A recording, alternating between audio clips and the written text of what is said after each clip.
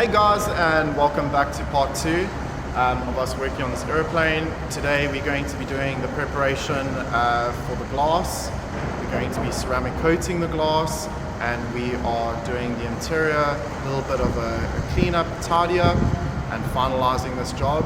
And we will then be posting a whole bunch of photos and maybe a little bit of a video clip, so you guys can check out what we did on this amazing aeroplane. So if you liked it, subscribe, and please follow us, because we always like new people following, and check out what we're doing. And if you want some of this, come and get some.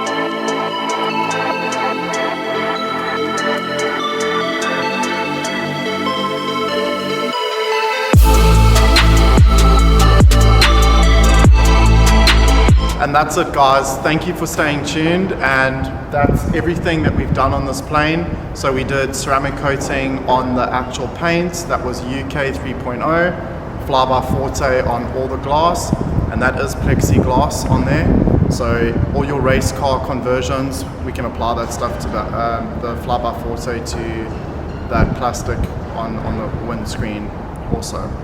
And if you like that, please like, subscribe, and follow us, because without you guys we can't do this. And come get some.